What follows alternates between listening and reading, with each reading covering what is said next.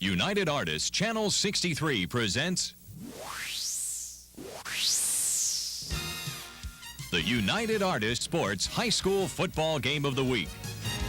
From Troy Athens High School, it's the Troy Colts taking on the Athens Redhawks.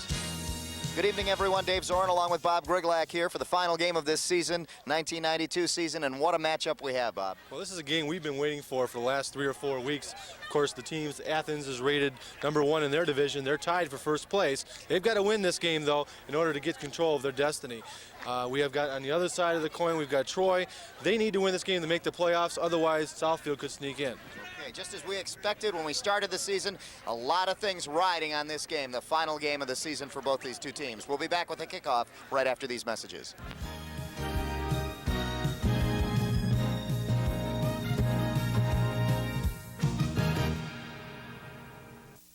Presenting Digital Music Express, 30 channels of CD quality music for your stereo. No interruptions, no talk, ever. Now feel the beat with DMX and our 5 great urban channels: dance, soul, rap, blues, and reggae.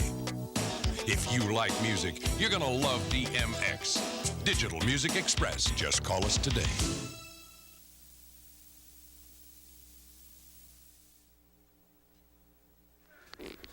And welcome back to Athens High School, where today the Troy Colts take on the Athens Redhawks. And Bob, two great teams going at it today with some great stats, some great records from this season.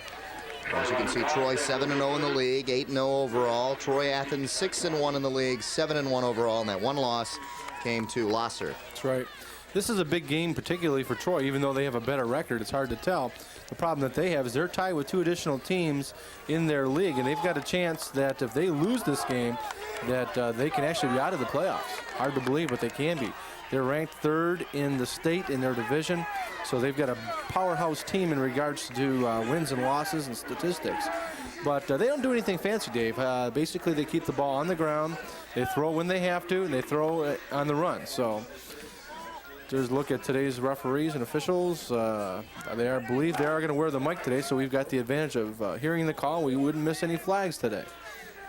So there you have it. Moffitt, Evans, Sauve, Scott, and Burke, our officials. If that's important to you, that we got a call from an official out in Ferndale last week. Said he really enjoys the games. Good. And he even gave me a couple of pointers. Did he? Remember the interference call that we talked about last week at Ferndale? Yeah. Well, in high school, if the ball is thrown from the point of the snap, there can be interference, there can be interference. It doesn't have to be catchable. Oh, okay. As we look at the coaches on the sidelines, and also Holly down there running the microphone for us, John Walker, head coach here at Troy Athens. Don't get taken back by what John's wearing today. It's rather nice down there. It's about 45 degrees, very light wind. Actually a perfect day for football, particularly at the end of October on this Halloween Eve. Yeah. Thinking back to the Rochester Adams game we had, what a cold day that was. And this seems like, what was a month? Yeah, months ahead of that day. But it is a perfect day for football. These two teams are fired up. We're fired up. We're getting ready for the kickoff here.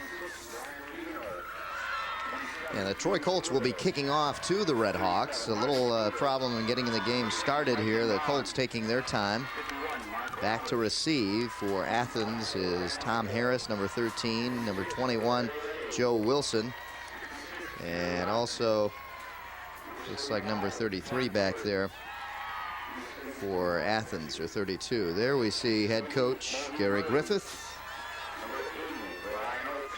and his Troy Colts undefeated coming into this game. But again, throw the records out. Last year, the Troy Colts coming in here, and the records didn't matter as the Athens Redhawks had a 50-50 season, splitting a 500 season, and took it to the Colts. So let's see what happens this year. And the Colts will kick off, and that is number 16, Paul Bohms. And he will do the kicking for the Colts.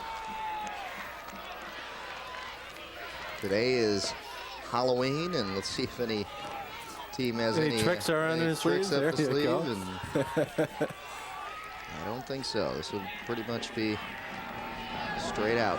We got the #1 fan here too, Dave. Again. That's right. He's here again. The Red Hawks fan is back. And we are finally underway. Ball taken short. And finally brought down at about the 35-yard line as number 21, Joe Wilson. Well, that's good field position to start. Now they can basically open up the offense with that type of field position. They're not stuck in having to run the ball at first, and that's going to make the difference. Here's the return here. The key here is that the ball bounced up on one hop right to him. You can see he waits for his line to start blocking for him, then turns it up. So it's a good heads-up play. People filling the lanes, and a nice tackle there by number 33 for the Troy Colts. That's Kevin Kapschnow. We called his number a lot last time we saw the Troy Colts. And the quarterback is Brian Whitehouse. The handoff, off tackle, and a good gain, and lunging forward for more yardage is Mark Sturm. Excellent call on first down, first play of the game. Let that offensive line blow them out, and that's what they did. The key to the last game they played, and here's the play again. We'll get back to this in a second. Watch the offensive line block. Straight up blocking. Nobody's pulling. Lead back, number 9 filling for the tailback, who goes off tackle with a great run and a good tackle here at the end. The key to their last game, they played Dendero. They won 22-0, and the key, 23-0. The key was the offensive line. Offensive line fired out and made the difference. 2nd and 1, and the first down. Looks like he's going to be close to the first down if he didn't get it. I think you got it, Dave. Looks and like it is. A first down for the Red Hawks on 2 carries. They pick up 10 yards. An injured player down on the field for the Troy Colts. And that is number 44, Anthony Cracchiolo. He was in on the first 2 tackles already, so he's had a pretty active day. Hopefully he's not hurt. Looks like he might have got the wind knocked out of him the way he's laying there. Well, he's holding his leg too, so that's a bad sign. And they're looking at the knee right now. Getting back to the offensive line, Dave, being an ex-offensive lineman, I can say these things without conviction. It's the key to this game. If their offensive line can control the point of attack, the point of blocking, then Athens is going to have the ball and keep it for a long time. They're going to continue to run time off the clock, keep the potent Troy offense off the field, and it's going to make the difference. And there you see Cracchiolo down on the field as they check his leg before he gets up. Seem to have had a rash of injuries in our games over the last 3 or 4 weeks. And most of them have come, and they've been pretty serious, unfortunately. Don't forget immediately after the game to tune into the Roadshow video. That's at 9 p.m. Saturday and Monday right here on United Era 63, and you can see the exciting sport of fishing with Mark Gomez and Pat Collar. Now, don't get fooled. The beginning of the program has the Open of the Master Anglers show, but I won't give anything else away. Cracchiolo off the field on his own power, and that's a good sign. And back to the action now. Ball at the 46-yard line for the Red Hawks.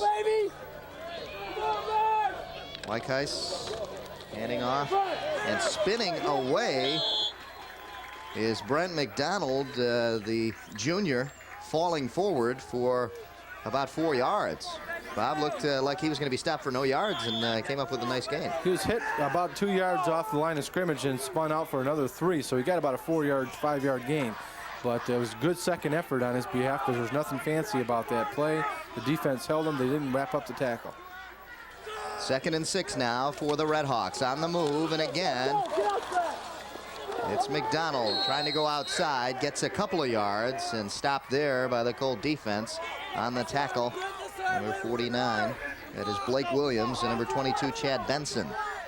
Good second effort on the defense that time. They held their block. Take a look right here. We've got the fullback pulling, got the guard pulling, trying to open up a hole, and he gets caught from the backside by number 32, which basically set up that particular tackle. That's Carl Barnes. He was the one who slowed him up.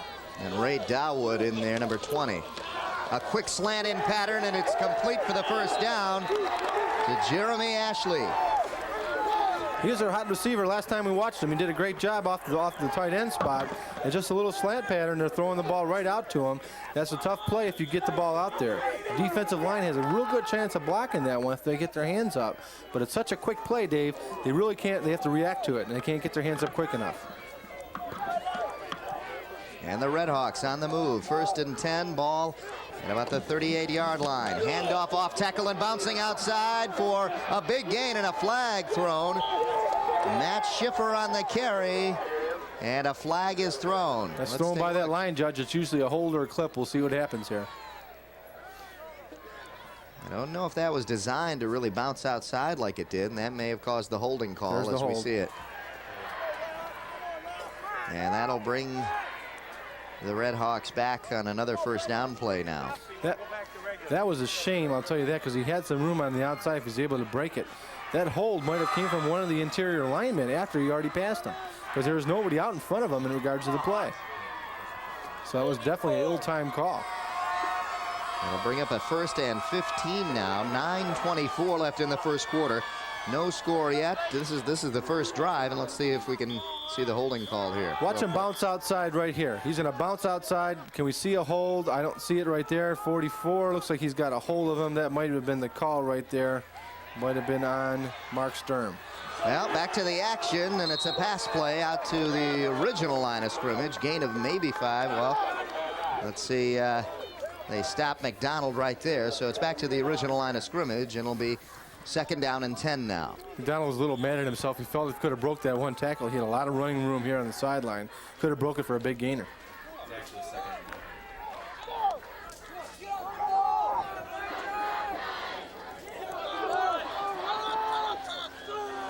Second and 10. Here come the Redhawks on the move, and Whitehouse has nowhere to go, and he is down for no gain. And the Redhawks now facing a 3rd and 10 coming up. Look at the busted play here. He turns around, doesn't give him the ball. He's looking for a pitch man. The pitch man had already fouled through the hole, and it was a busted play. He had to take the ball down and lose it down. And a passing down now for the Redhawks. They have had the ball this first drive. And movement in the backfield on number 32, and also all over the place, really. Jeff Smith was not the only player to move. Now, Jeff Smith can continue on that play. He could go into motion if he goes on the sideline.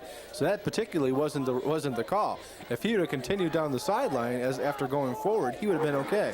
Unfortunately, he kept going forward. Hey, there's a happy Halloween costume right there. The Cape Crusader here, and well, he's rooting for the Redhawks. He is on the Redhawks side. That's because Robin is a, that type of bird. It's a red type bird. Get it? 3rd and 15 now. Coming up for the Redhawks. They've got 2 receivers split. Whitehouse to throw, and it is batted. What did he do? Did he even let go of that? Oh, yeah. He batted it down. Ball bounced right back up in his hands. He picked it up, didn't know what to do, so said, oh, I don't want it here. That play happened pretty fast. Yeah, I was looking at the receiver to see what pattern he was running. And let's take a look at the replay, Bob. He goes back. Watch how quick this happens. I believe the ball is batted right back into, takes one bounce. There it is. Hits his helmet. For a cameraman, too. But hit the guy's helmet, bounced right back on the ground, came right back in his hands. I'm surprised that wasn't called a fumble after they throw the ball. Here's the punt for the Redhawks. It is a shank off the side of the foot and comes out at about the 30-yard line. And oh, boy. They're marking it at about the 28. That was not a good kick, I'll tell you. If anything, that was a real bad kick. Looks like Schiller hit the ball right off the side of his foot, because it went sideways and had a real weird spin to it, like a round spin, as opposed to head over top over the head of the ball. It's going sideways, like a flying saucer, I guess is the best way to explain it. Power eye shown by the Troy Colts on their first possession. And now moving into the slot is number 31, Howell. The handoff. And the first carry for the Troy Colts to Ray Dawood. Dawood saw considerable action the last time we did this game. Did a great job for him. I believe he gained over 100 yards in that game, 109 yards. So he's going to get a lot of action here today. Dawood and also the fullback Gould, number 40. Gould, his size, big factor in the last game that we saw.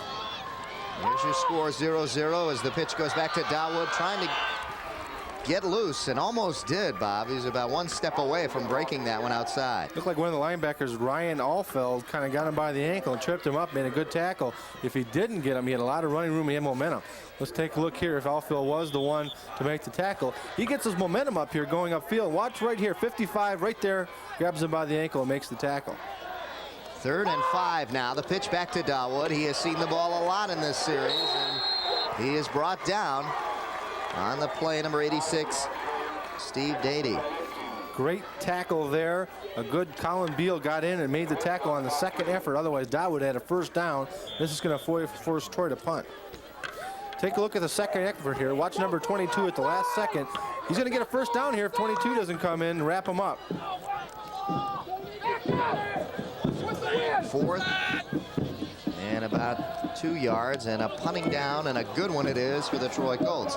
A line drive taken at the 20, and falling down and slipping is Tom Harris, and unfortunately that's where the Red Hawks will get it. Looked like he had a little bit of room to work with too. He had a good 10-yard cushion in front of him.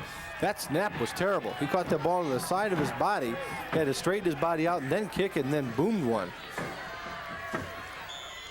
Got him back to about the 23, 24-yard line, and that's where the Red Hawks will start. So 3 plays, and the Colts go out, and here's the run back by Harris. Didn't go far. Tried to make a cut a little too early and lost his footing. 1st and 10 now for the Red Hawks. 2 receivers in, 1 tight, and he's looking downfield, trying to hit the fullback, cutting across, intended down there for Sturm. It looks like the footing might be a little tenuous down there on that side of the field. We could take a look right here. Watch him run. He's kind of running controlled. He's not running where he's getting to a spot and then setting up to throw the ball. And the pass was thrown errant on top of all that. And he was throwing on the run. And tough to throw that way. We haven't had much rain here in the area for the last 2 or 3 days, so it shouldn't be a factor. But it seems like it is wet down around that 20-yard line. 2 tight ends, 2 men in the backfield.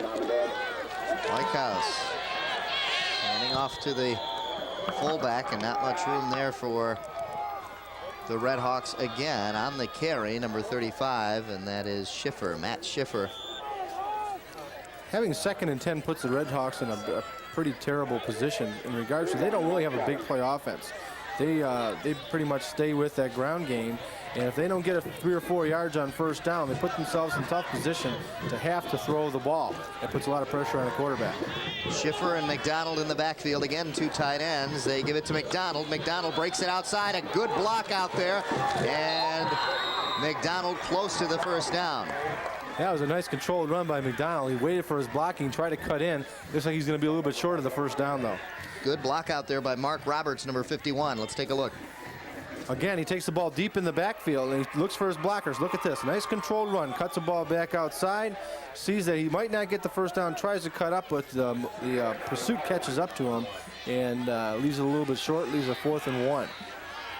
Roberts was the pulling guard. So they're going for it, Dave. And paved the way. This could be a big play here in the beginning of the game. 4th and 1. 4th and 1 in their own territory. They'll go for it, and they pick it up. McDonald breaks into the backfield and finally brought down at about the 43-yard line. What a big play for the Red Hawks. Taking a big chance early in the game. Had the ball on the 34-yard line. Taking a big chance right there. Come up with a 7-yard gain. Look at McDonald take the ball up. Follows his blockers well. Finds a big hole. Tackle for a 7-yard gain, only needed a yard, so it's a big first down for the Red Hawks. And it's Dawood and Cracchiolo on the tackle. Cracchiolo back in there now. 1st and 10, ball on the 42. Handoff McDonald outside, has a little bit of room and squeezes through for another first down. Red Hawks on the move again. Sustained blocking. Let me emphasize that word sustained, because that play took a few seconds to really develop. The blockers you can see right here, nothing special about the blocking scheme, but watch them, let them hold on. Every one of those men have a man in their face. Everyone that's supposed to. They sustained the blocks for a good 2-3 seconds, held them up. He was able to follow him for a big run there. So be close to that first down. Looks like he might be a little bit short, but we'll take a look. And Cracchiolo brought him down from behind. They'll bring the chains out all the way across the field for a first down mark or no? Let's see. They got it. Yeah. That was a pretty generous spot. So the Red Hawks pick up another first down and another big run by Brent McDonald, but the blocking has been superb for the Red Hawks.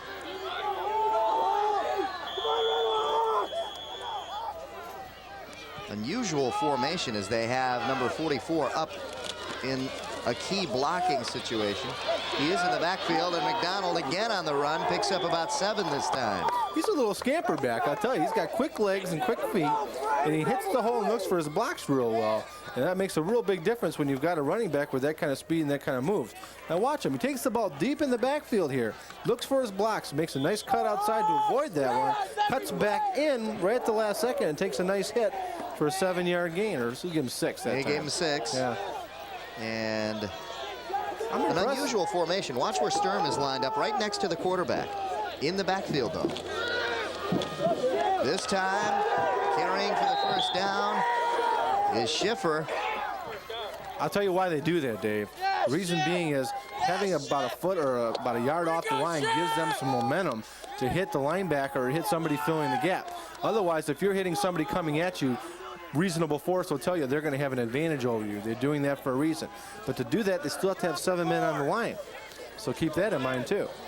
Well, watch where Sturm lines up, right next to the quarterback. He's in the backfield. Take a look. See, there's no wide receivers. That's why they can do that. Here's McDonald trying to break it outside, trying to cut, and a flag is down. Looks like a possible holding call here. And McDonald just couldn't cut up that time. Yeah, it looks like Schiffer got a hold of somebody and tried to push him outside. So this one will probably go against the Red Hawks. Let's take a look and see if it does. Yes, it does. Holding on the Red Hawks. So this will knock him back again. There's our number 1 fan. There's that number 1 fan. He's right in front of us in the stands here and getting everybody to cheer. Let's take a look here, Bob. Look at 35 Schiffer. Let's see if he's the culprit here. He's out in front trying to block 2 people. He's got his hands around him, kind of pushing him. I don't know if that's what the call. If it was a pretty shoddy call.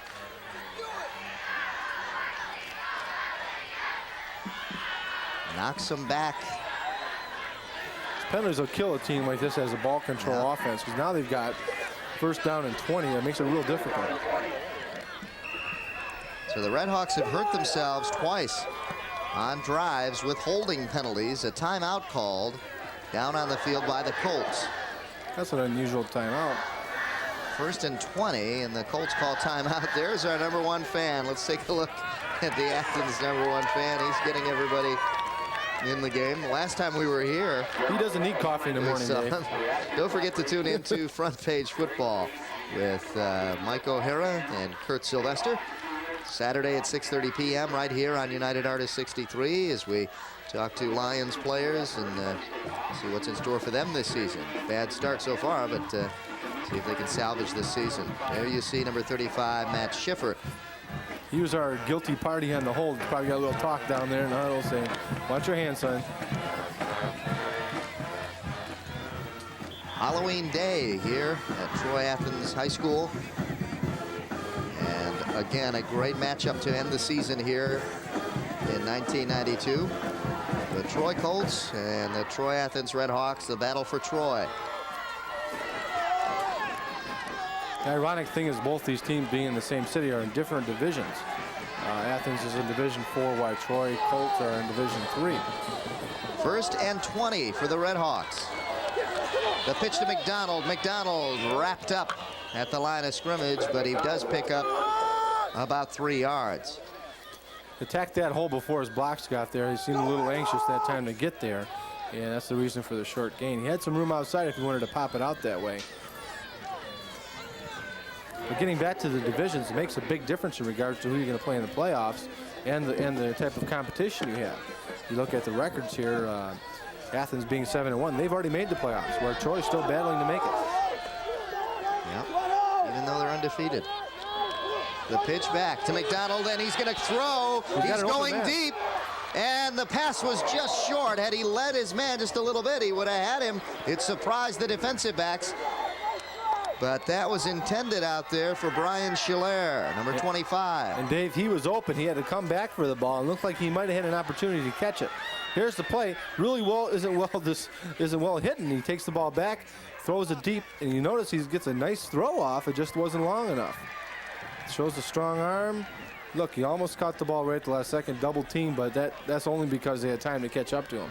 He is open by a good 3 or 4 yards behind them when the ball was thrown. So it brings up a 3rd and 17 now with 2 minutes and 10 seconds left here in the first quarter. No score. The handoff to McDonald. He's hit in the backfield and just manages maybe to get a yard out of that. Good play getting in the backfield is Carl Barnes, number 32, on the tackle. Great look at Barnes here, number 32. He's catching him up from the rear. He's coming from the outside and penetrating and going down the line of scrimmage and catching him before the play can get started. That's good speed right there, Dave. Yep, 4th and 16 and a punting down again for the Red Hawks. Red Hawks looked like they were moving, and a holding call brought them back, and the Colts held them. Schiller to punt. Schiller gets off a little better. Low kick, a little better. It's still in the field of play, and a return, not much of one, by number 31, E.J. Howell. Ryan Oakes made a nice tackle there at the last second, tripped him up. Otherwise, he had a nice run ahead of him because he had some blockers in front of him, too. So the Troy Colts start just shy of the 25-yard line. 1st and 10 there. Time running low on this first quarter. We haven't seen any scoring yet, but we've seen both teams start a little bit of a drive. Troy really hasn't gotten on track yet. E.J. Howell moves up into the slot. I formation in the backfield. A handoff to Dawood. Dawood hit at the line of scrimmage and no gain. Red Hawks swarming, Bob. I'm really impressed with the way their defense is playing. They're playing as a team. They're not playing as they're playing as a big unit. Take a look right here. How many people hit him? Dawood gets the ball. He's stopped up. There's 1. There's 2. There's 3. There's 4. 4 guys. Well, 1 piles on top for the icing on the cake. But that's team defense. That's what you've got to do. Because you know Dawood's going to break some tackles, and you have to have people that'll swarm to him. Otherwise, he's got an opportunity to break a long one. Gain of about a yard as they mark it for Dawood. It'll be 2nd and 9. High formation in the backfield. Fake to Dawood. Rolling out is Heist. Heist will take it himself. Heist with a big gain. Breaks it down the sideline and finally out of bounds at about the 46-yard line of the Red Hawks. That was a planned quarterback sprint out. All that was. This is similar to what San Francisco does with Steve Young. Watch him right here. He takes the ball outside. The blockers are going left. It's a quarterback sprint. That's all it is. He's going out alone. He's got a tight end coming across. Just so if he has to pass the ball, he can. He doesn't have it in his mind. He's going to pass all the way. Takes it down, runs it down the sideline for a great gain. First down, Troy's on the move. And they are in Red Hawk territory. Ball on the 46-yard line. 1st and 10 for the Colts. In motion is Howell.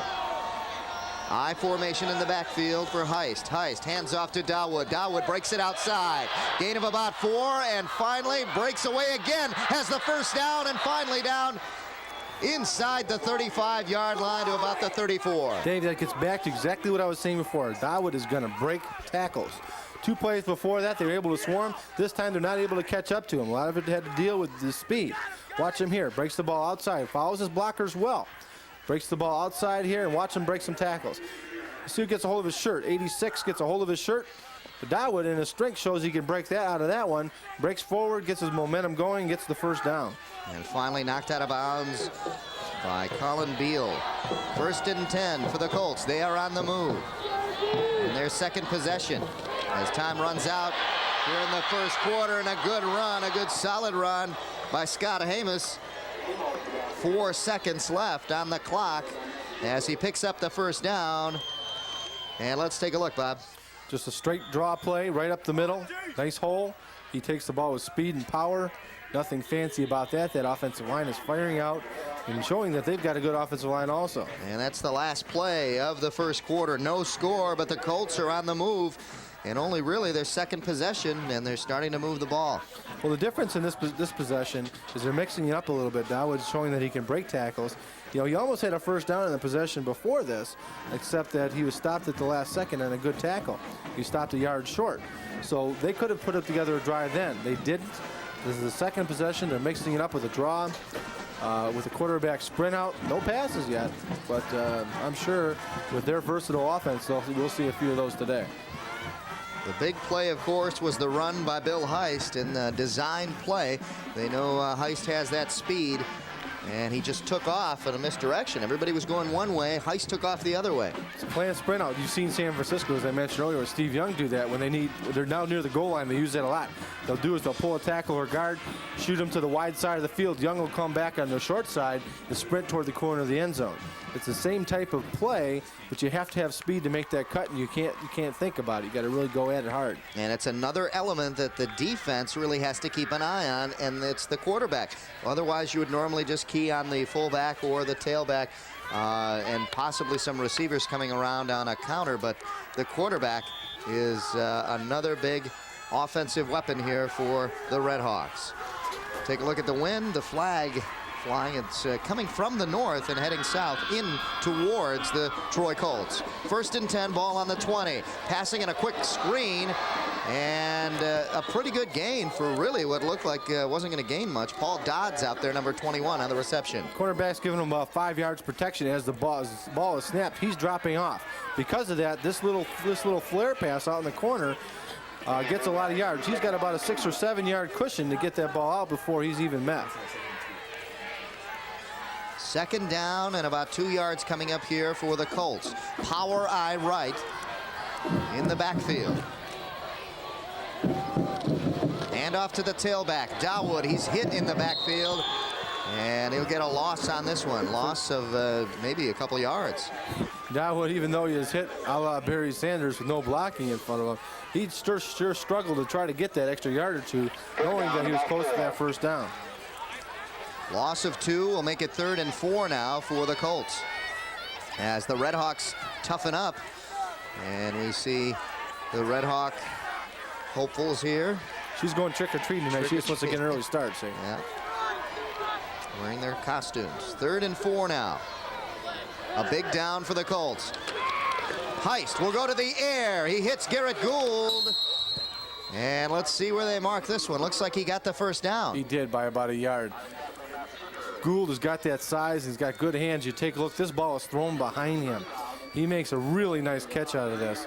Take a look right here. Just a little behind him. But when that ball is thrown behind, the ball can be knocked out. And it had a good opportunity to do that by Schiffer. Schiffer would have went in and would swiped it with his hands. He could have knocked that ball loose before he put it away. 1st and goal from the 9-yard line for the Troy Colts. They need to get in the end zone. Handoff, Dawood. Dawood, a good carry inside the 5-yard line. Right up the middle, and I'll tell you what, that's the smartest thing to do when you're near the goal line. The reason being is you're not going backwards. He's got momentum coming forward, goes over the center guard gap, and gets a great gain. 2nd down and about 5. It's just inside the 5-yard line. Power eye left now, the formation. One receiver split up top, and that is Dodds. Handoff, Dawood. Dawood still on his feet and just short of the end zone. Got 3rd and 2 coming up here, and this is where high speed will come in handy. If they run an option play, if they have him running out on a rollout with the tight end coming across, they'll have 2 options for the touchdown, whether it be high speed carrying him in the end zone, or they can throw the ball short to the tight end. You're not going to get anybody downfield. So maybe they're going to look for some sort of option play, but they're going to think about it first. They're going to call a timeout. Yeah, the Colts call timeout with 9:36 left here in the 2nd quarter. As we just start the 2nd quarter, the Colts on their first possession of the 2nd quarter, their 2nd possession of the game. Don't forget to tune in to Transition with your host, Jeffrey Miller, Saturday at 10 p.m. right here on United Artist 63, as they talk to such guests as Louis Farrakhan, Coleman Young, John Conyers, dealing with African-American issues in and around the Detroit area. I've heard John Conyers on the Denny McClain show lately, and he's been quite verbal. Well, with the big elections coming up, I'm sure you're going to hear a lot of those guys. They're getting downright dirty, I'll tell you. Teams lining up now on a big play here for the Troy Colts. 3rd and goal from the 2-yard line. They have gone to Dawood. Power eye, and now in motion is Hamas. The handoff to Dawood. He is hit, and he is in the end zone. A good effort by Ray Dawood to keep his feet and keep churning, and finally got into the end zone. Well, they tried to fake the linebackers, try to freeze them up the middle with the fake to the handoff right here. Take a look right here. Here's the fake handoff up the middle. Not a real good fake, but good enough to freeze the linebackers. So Dawood can cut the ball outside. And with second effort only does he get this touchdown, as he could have been tackled right there short of the goal line. He was hit by Colin Beal, knocked back, but then finally got in as he kept his feet. Here's Paul Bames. No. Pitching back to Heist. Heist will hit the deck as he is brought down by Tom Harris. So a broken play for the Colts, and that may hurt in a game like this. Look at the snap. The snap is a good snap right in Heist's hands. He drops the ball. Bames gets the ball, says, well, should I run it? I'm going to toss it back to Heist. He's the quarterback. He can do something with it. Unfortunately, he gets tripped up and can't go upfield. But we saw Beams in practice before the game. He was hitting from 40 yards, so he's got the foot to do it. He just needs to get the ball down to get the chance. Good kicker, Paul Beams. We saw him last time as we saw the Colts. The Colts get on the board on a 2-yard run by Dawood, and that is it. They couldn't get the extra point with 9:32 left in the second quarter. The Troy Colts lead. The Red Hawks have to come back now on this possession. Well, they got to stay away from penalties and turnovers. If they do, they constitute the offense that John Walker put in, which is a good ball control offense. Not a lot of opportunity for any type of turnovers, but those penalties killed them last time. They set themselves up 2nd and 20 and couldn't come back from it. The kick by Beams. Deep down the sideline. Well, taken at the 20. It was a high kick, and the Colts stop him before he can get to the 35, and pretty good field position. Well, that's where they started all day, Dave. It seems they've been around the 34, 35, 36-yard line on the 3 possessions they've had. So, yeah, it is good field position, and it's good for this offense because now they can open it up. If they're backed up to the 10, 15-yard line, that doesn't give them a lot of opportunity to take any chances. Whitehouse, the quarterback. He's got McDonald and Schiffer in the backfield. The handoff to Schiffer. Schiffer falls forward and loses the ball, but he had hit the ground. And no fumble call. Very conservative offensive formation this time with double tight end set, 3 running backs in the backfield. Nothing particularly fancy other than trying to break one up in the middle. And the key to this offense is blocks, and they have to sustain their blocks. They did it in the first 2 series. That time they didn't. Gary Griffith, the head coach for the Troy Colts, looks on and was hoping for a fumble call that time, but he was down. His knees had hit. Whitehouse to throw. He is pressured, and no way can he get this one off. He was already down. Back at about the 25-yard line. He did a good job getting rid of the ball. I don't know how he did it. I don't either. Finding a spot where there is nobody at. Here he goes back to pass here. The fake, see, he's not really faking that well. He's not freezing those linebackers, and because of it, he's getting a lot of penetration. 64 comes in on defense. He's one of the defensive linemen for the Troy Colts. That's Nick Truza. And he sets up the sack right there. And again, puts him back in bad field position. 3rd down and 17. 3rd and 17, passing down, but they'll go to the run. McDonald trying to cut it off tackle. And will not get back to the original line of scrimmage. Gain of maybe about 3 on that one. That sack really hurt him, Dave. First of all, it's going to give the Troy Colts excellent field position on this punt, of course, pending the punt, but also because it takes a lot of momentum away from this Athens offense. They were really running the ball well on the last series until that penalty hurt them. This time they had another big play that hurt them, which was the sack. Gain of about 4. It'll be 4th and 13 and a punting down as we see Schiller into punt. Red Hawks get it off. End over end kick taken at the 35 and brought up to around midfield, and a good return out there by number 44, Cracchiolo. As I mentioned, that field position shift right there, along with the momentum that the Troy Colts have got going, is a real positive factor. It's an end over end kick, but it's low. Allows them a chance to return this ball.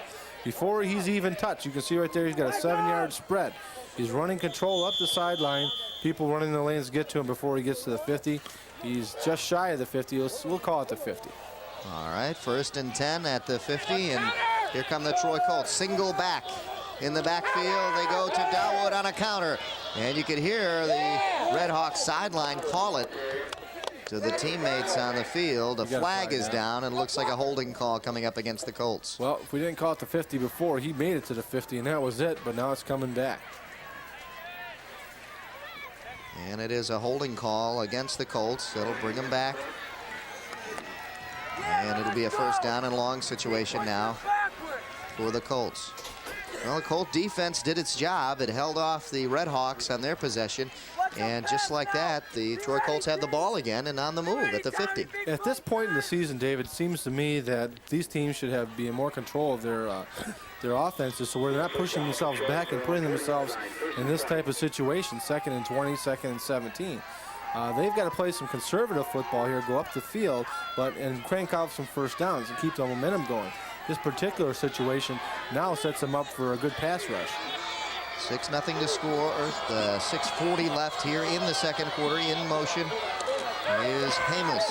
Heist takes it, pitches back to Dawood. He cuts it up outside and finally out of bounds. Gain of about 6 yards. Let's see where they mark it. He's slippery, I'll tell you. No, they mark it about 4-yard gain. So he might have stepped out of bounds with his feet here right at the last second. But that option play is a good call with the quarterback with the speed that Heist has. He takes the ball down the line of scrimmage here, pitches the ball back to Dawood right here, and watch Dawood make the turn. Shows his speed. See where he steps out of bounds? You can't really tell. Right about there. Just wants to get out before he gets creamed. Gain of 5. It'll be 2nd and 15 now. Colts showing an unusual formation. They go down to the other side of the field. Open is, and a great reception down there by Dodds. Dodds will go into the end zone untouched, no flags, and what a play by the Colts. I can't believe that. I just got done mentioning about the pass defense, about how they get to put some pressure on the quarterback. He had all the time in the world to throw the ball. He stepped back at a good 5 seconds. Dodds was wide open down there and almost blew that wide open catch. He had to run under it, a la Derek Alexander, how he runs under him. But look at the time he's got, all kinds of time. The ball's maybe a little bit overthrown, but watch Dodds make this catch right over the top of his head. Juggles it for a second, breaks a tackle, just kind of ducks under the tackle by number 13 there, which was Tom Harris, and goes in for the touchdown. 45 yards and the touchdown reception for Dodds. It was an unusual formation. They had double receivers down here to the bottom of the screen. Double slot was what they had, yeah. And they went the other way, and that is what they did with Heist's run. That was a big gainer on in the 1st quarter coming down this way. They saved it for this game, Dave. They knew it was a big one. They need this to make the playoffs. Keep it in mind. They've been going to the weak side and coming back. Gary Griffith, the head coach, with a couple of big plays for him. The big Heist run set up 1 touchdown, and then this 45-yard touchdown pass to Dodds going in the other direction. And it's 12-0 right now. We're looking at an extra point attempt, and they're going to go for 2 because they had missed that first one. There's Dodds lined up to the right of the screen. He's out of your picture. Dawood steps up and now is in motion. Heist to throw again. Slips, falls, and is it complete? Was he down before he threw? They're calling him down. We'll see. No, they're showing a touchdown. Complete to Dawood for 2 points. Let's take a look at his knee here, why he's throwing the ball. This is a questionable call, but we don't know. He's rolling out. Watch him slip here at the last second. He steps up. This is the key to this play. He sees the block coming, so he steps up underneath the block. He trips on his foot. His knee is down. He's down, and then he lets go. So that is what I saw also. I saw the same thing. Yeah. Unbelievable that he even got that off, and Dawood gets it. The refs didn't see it that way, and it is a touchdown, or actually a 2-point conversion for the Troy Colts. Let's take a look at it again. Now, does he get rid of it before his knee is down? That's the question. Well, as he steps up in the pocket again, you're going to see him trip on his own man. Watch his feet trip right there. His knee's down, no doubt about it. His knee is down before he throws the ball. But we've got the advantage of instant replay here. They can't see it on the field. And it makes it 14-0 Colts. But wait a second, we saw it before instant replay, didn't we? Yeah, that's what I saw. Well, we give each other some credit here. And I was amazed that the refs even called it a touchdown. So I saw him with his hands up. I thought he was going to call it off. Here's Beams to kick. Again, down towards the sideline and taken around the 20. Harris returns it close to the 40 at about the 38-yard line. He's kicking him short, but he's getting up high, allowing the return to be set up. Not by the defense to get down there in time. He's setting up the pocket, and he had a nice return, getting excellent field position. They've been right around that 34, 35, 38-yard line all day. Unfortunately, last time they had the ball, they went backwards. There's Dawood, who caught the two-point conversion. Dawood also scored the first touchdown for the Colts. 1st and 10, ball on about the 38-yard line for the Red Hawks. Straight dive, not much there. Handoff goes to number 32, Jeff Smith. Nice tackle on the interior line that time. Looked like by number 49, Blake Williams. Leaped at his ankles, tackled him just before he can get his momentum going.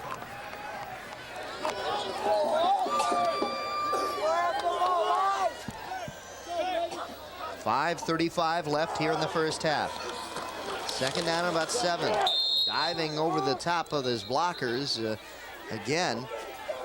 Number 32, that is Smith. 3rd and long here. This is a big play for this Athens team. The Red Hawks have not had a drive going in the last 3 tries, so they need to get a 1st down here and crank some time off the clock and put some points on the board for the end of the half. We've got a little over 5 minutes left here. 3rd and 6 now. A big play and a big down here for the Red Hawks. They got to get it. It's intercepted. Touchdown. Look out. Here goes Jeff Fisher rumbling down to the 10-yard line, and he's finally down at around the 10-yard line. You know who brought him down, Dave? The quarterback. Quarterback probably wanted it more than anybody on the field, and that showed. It wasn't for his speed. He was gone as he had wide open in front of him. There goes Whitehouse back to pass. A little slant pass. Stepping in front of it is the linebacker there for Troy. The Colts, Jeff Fisher. Fisher starts rumbling down the field. Now watch Whitehouse come from the side. Fisher almost trips on his own feet there. That took away a second. Whitehouse out in front, grabs him by the waist, barely holds on for dear life with it. Look at that. He says, "You're not going anywhere." And Fisher said, "I wish I didn't wear that sweatshirt underneath because that's what got him down." There he is on the sideline. Those defensive players don't have many opportunities for touchdowns. They can get a 1st down just shy of the goal line. Garrett Gould, a big fullback, is hit hard down there by by Keith Doobie. This is when the boys become men. This is when they have to step up to the plate and say, look, we gave them a good break. We gave them some great field position. Let's let our defense step up to the plate here, stop them. If they got to go for a field goal, fine, but let's keep them out of the end zone. 2nd down now for the Colts. They can get a 1st down, as we mentioned. About a yard short of the end zone if they need it. Heist throwing outside to Dodds and throwing out of bounds, stopping the clock at 4:03 left in the 2nd quarter. Dodds was open, Dave. He was just overthrown. That's There a you tough. see the crowd here. That pass is dangerous. It is, because it could go the other way, just as we saw Fisher take off, and a play really that a linebacker dreams of, because all you had in front of you was I never had an field. interception when I played linebacker. I had a lot of fumble recovery. Never an interception. Of course, teams didn't have to pass on us too often. Well, they didn't want to throw in your direction. That's right. 3rd down and about 8. Howell down to the bottom of the screen. Heist goes the other way, looking in the end zone. He's got Dodds. Touchdown. No, he was out of bounds. Dodds. I'll tell you what. Out of bounds. He was out of bounds, but execution in that play was excellent. Sure was. Rolling left. Rolling left. This is the toughest pass the quarterback has to throw. He rolls left on a sprint and throws the ball on a run. Hits Dodds perfectly. Look at this pass. A little wobbly, but it gets it right to him. Nice catch. Can't see his feet. He was out of bounds. Yeah, he was. Here's the field goal opportunity here. Field goal attempt. It is up, and a strong leg of Beams. No good. All right. Does not get it through, though. Now that was when the boys became men. Let's see if this momentum change will affect this Athens team, because I'll tell you what, right now is when they got to take it to them. They stopped them after a great play by Fisher coming down. If their offense could take the ball down and score before half, it's going to change the complexity of this game. Yeah, what a great stop here by the Red Hawks, as they will get it at the 20. Their worst field position, too. Yeah, it looked like the Colts were just going to get in and make it 21-0. And a great stand here by the Red Hawks. 1st and 10, ball on the 20 with 3:54 left in the second quarter here. Handoff to McDonald, trying to go outside, squirts through, and a pretty good gain for McDonald. Gain of maybe 7 or 8. Let's see where they mark it. Yeah, it was an excellent gain. He kept his feet moving. Here's McDonald taking the ball deep, following his blockers. And I found that that's the key to his game. If he can follow his blockers and pick his holes, he keeps his feet moving and get a good gain out of it. They're running double tight end set, triple tight end here, so no wide receivers out. Gain of 7. It'll be 2nd and 3. And movement on the far side. It was number 87 for the Red Hawks. And that was Jeremy Ashley moving up top. This is the type of offense, Dave, where a quick hitter is not going to be effective. They've got to wait for their offensive line to push people back, open up some holes. And they can, because they're outnumbering the Colts on the offensive line. They've got 8 guys up there in front. So that makes a big difference in regards to blocking schemes. If you can block down on a few people, open up a hole, that could pop them for a big gainer. But it's not going to happen quickly. It's going to happen like as McDonald's been running the ball, picking his holes, getting the ball deep in the backfield. OJ used to do that a lot when he played for USC. He used to be able to look in front of him. There he is, the #1 Red Hawk fan. He's been on his feet most of this first half. Surprised to see him sitting down right now. That's because he's been on his feet most of the first half. He's taking a breather right now because Red Hawks #1, and they had a big goal line stand that stopped the Colts from getting in the end zone. The timeout down on the field with 3:04 left in the second quarter. 14-0, the Colts leading, and really didn't think that this would be the case. Oakland Press Perspective. Don't forget to tune in Friday at 8:30 p.m. with your host right there, Neil Monroe, the editor of the Oakland Press, as we deal with issues concerning Oakland County right here on United Artists 63. Colts come back now as they take the field and try to stop the Red Hawks and try to get the ball one more time here in this quarter to possibly get into the end zone. You know, the surprise so far, Bob? No, I'm not. I really am not. Troy's shown that they've been able to have that big play when they need it. I am surprised that Athens' offense has really not sustained a good drive here today. They've really hurt themselves a few times, and that's the only real surprise that I've seen so far. And getting ready to come on here at halftime. 3 minutes and 4 seconds left, though, in the second quarter. Whitehouse to throw deep, and it is intercepted by Cracchiolo. Great interception. Cracchiolo one-handed tipped the ball back to himself and made the catch. That was a great play. And a backbreaker for Troy Athens Red Hawks. And the second turnover in the same number of possessions for the Red Hawks. They've really got to watch this. A little confusion in the backfield. Yeah, this ball was sadly overthrown, and that's why the interception was made. It was not intended for the second receiver here. As you can see coming in your picture, it was intended for the first receiver. Watch that one-hand tip by Cracchiolo. Brings the ball back into his body and holds on to the ball, making a great interception. Here come the Colts on the move, and a pretty good gain on a first down carry for the Colts. Dawood again. He's been a workhorse so far for the Troy Colts as we look at Heist. Well, one nice part about Dawood also is he does not fumble the ball. He's not a real big back. I believe he only goes about 175 pounds, excuse me. So he's not a real big player, but he does hold on the ball and can take some hits.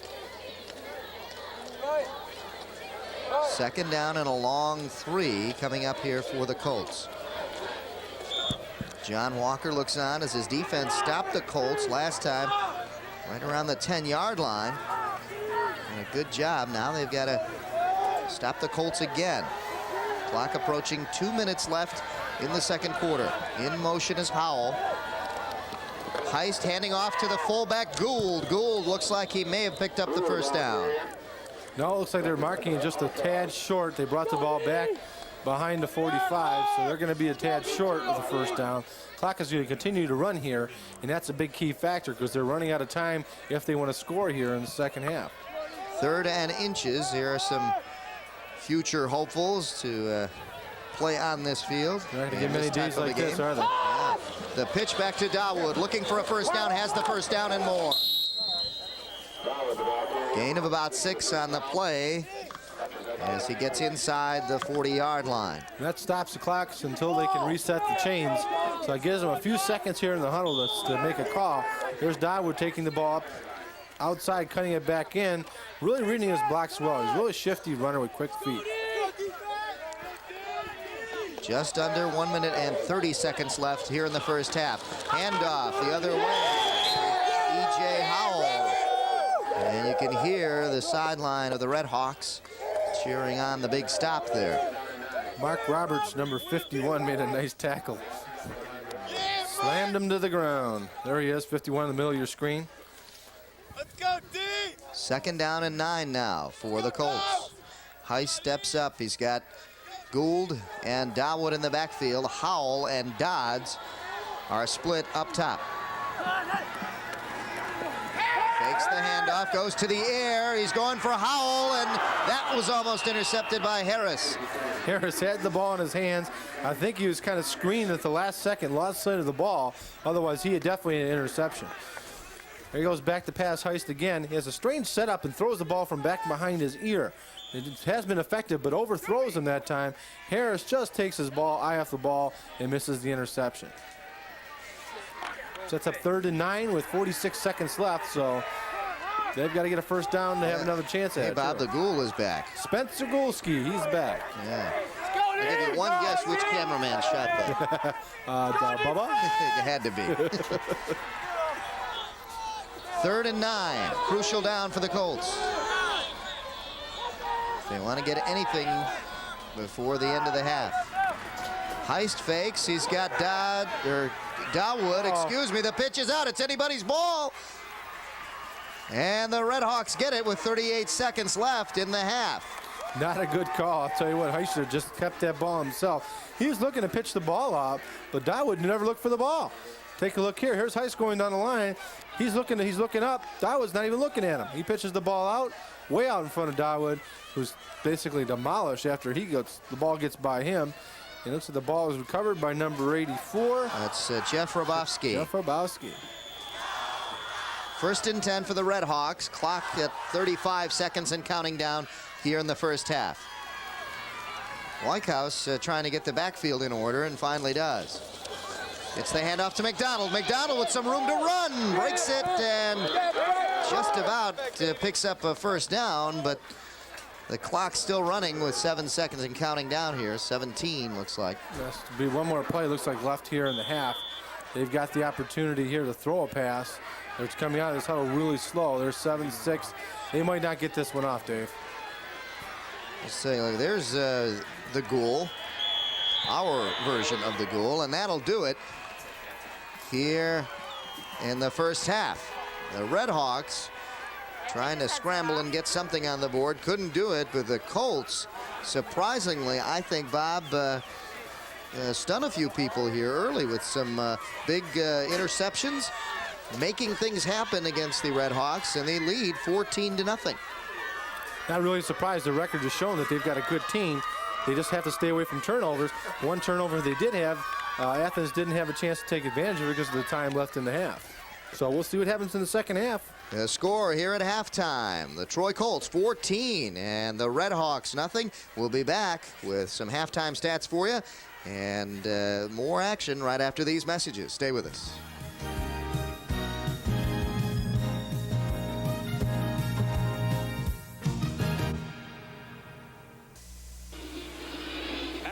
Time left in this football game. Hey, how you doing? It's freezing out there. It's been a year, man, but close the door. Cup of coffee and warm your body. Hey, Uncle Dan, whatever happened to that cute little puppy you had last Oh, that year? cute little puppy's grown up. He stays in the backyard now. Hey, look at that line hold.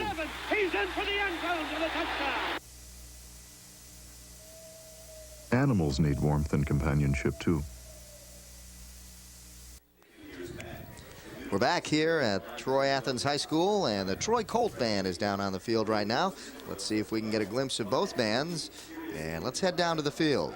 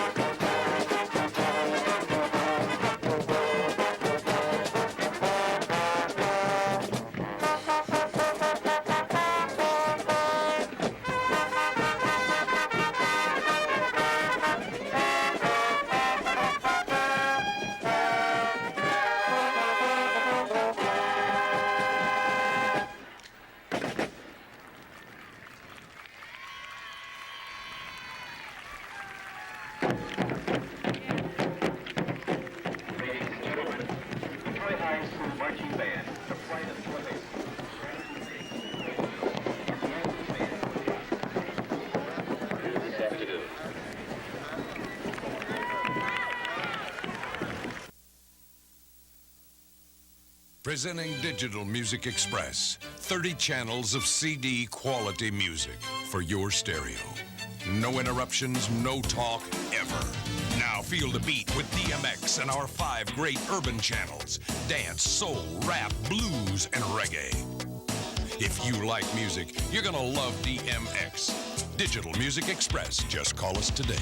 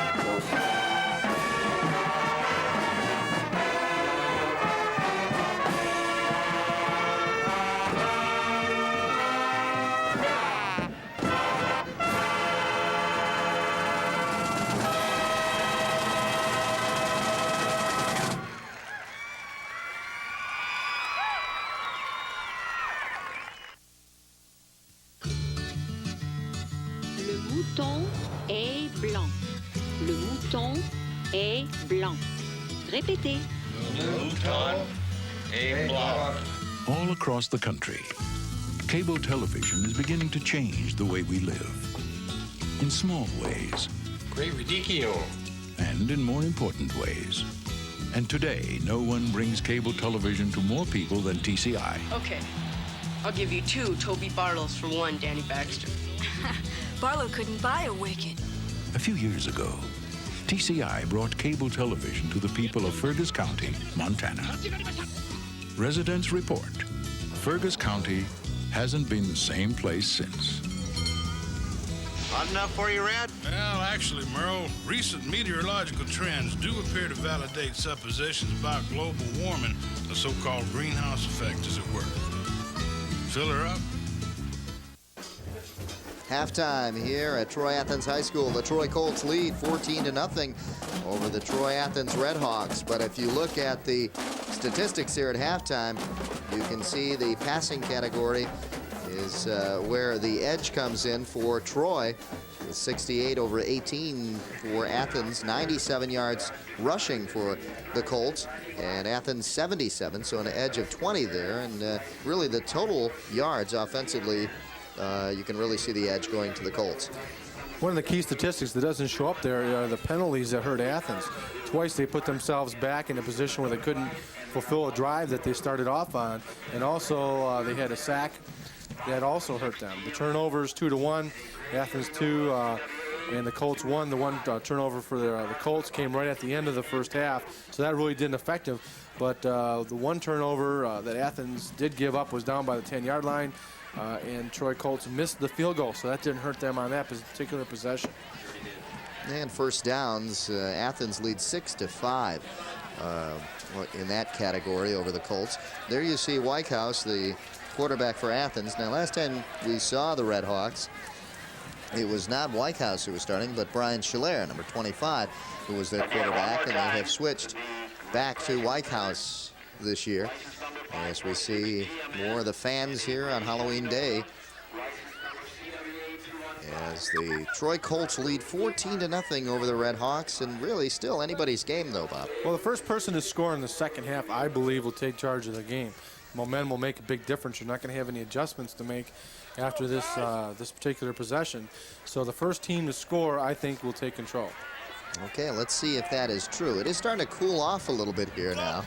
It was a little bit warmer at the start of the game. The sun was out, and that provided a little bit of warmth, but now the sun has hid away behind some of these gray clouds rolling in, and it's starting to cool off a little bit out there.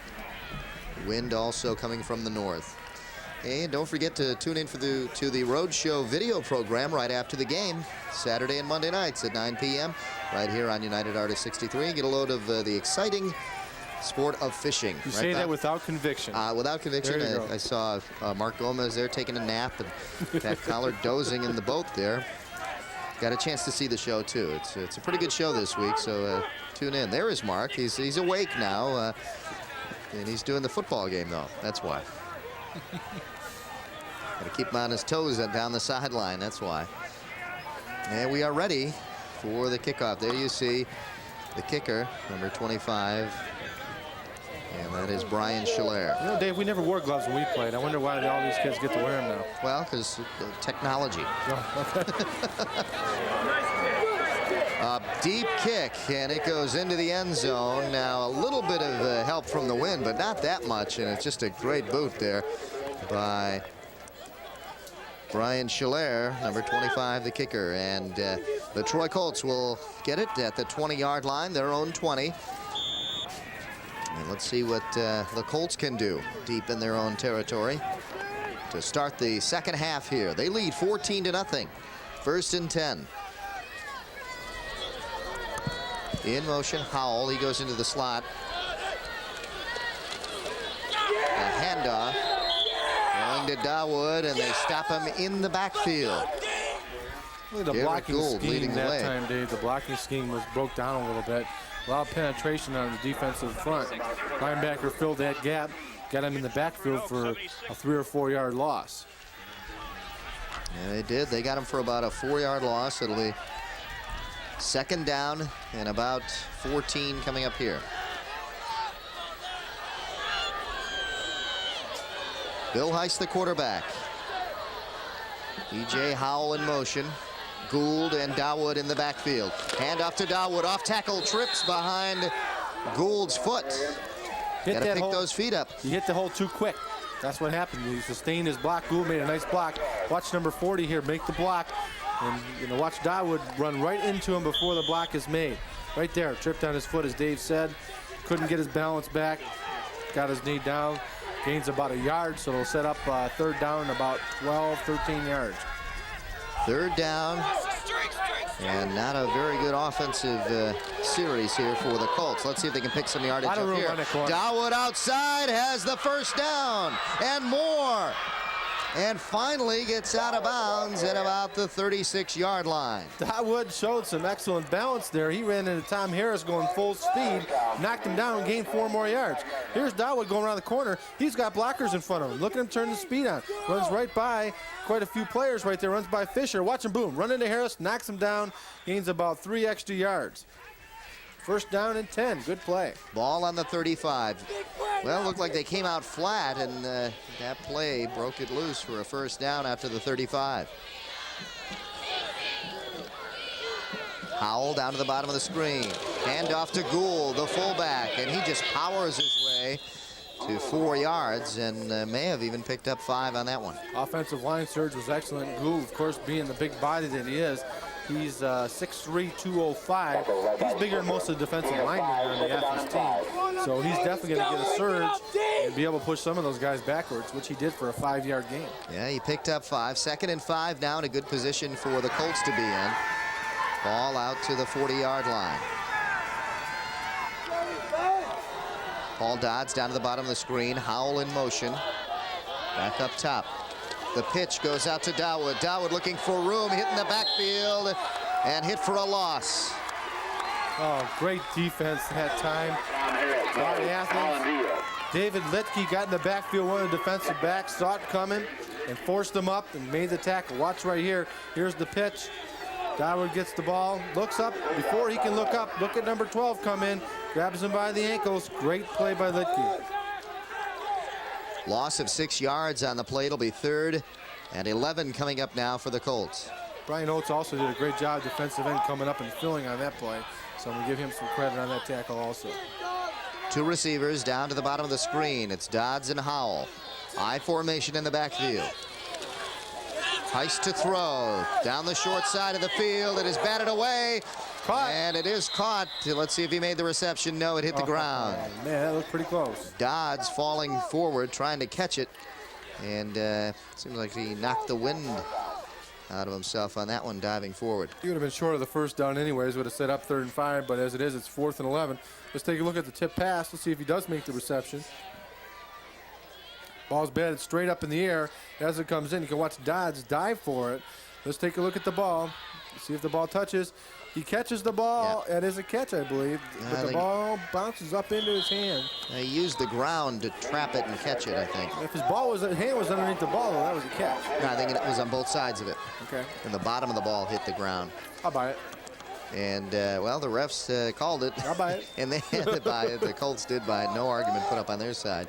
Ball just shy of the 40-yard line, and the Red Hawks will get their first possession. As the Red Hawks try to fly as high as that plane right now, they need some catching up to do. And there's their number 1 fan. You can see he's working hard down there on the sideline.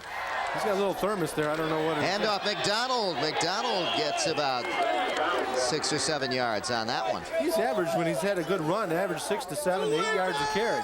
So he's done a real good job for him here, particularly in the first half. But the key to his running is that he's able to read his blocks. He's able to sit back and get it from a deep drop, and he has some good success to that. There's your score, 14-0. The Troy Colts lead here in the 3rd quarter with 8:35 left. The Red Hawks have it. It'll be 2nd and 3. Handoff to McDonald. He's hit right at the line of scrimmage.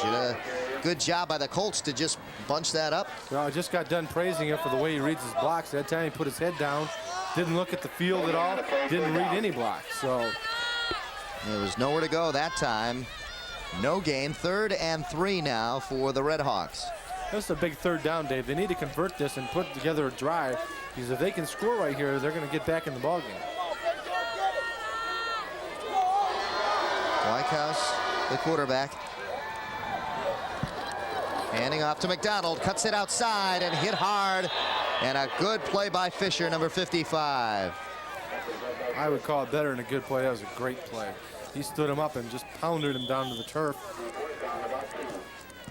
Jeff Fisher, who had the interception, inside to the 10-yard line. The Colts didn't end up scoring, but a great play by Fisher there, and he repeated another one here on that last play. 4th down now and 3. Ball at about the 47-yard line, and the Red Hawks will punt.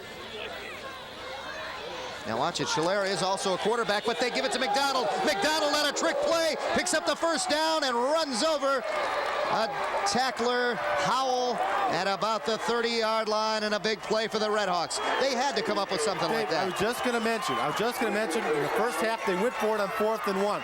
I was kind of surprised they dropped back in punt position, but I knew that there was a chance they could call that fake play.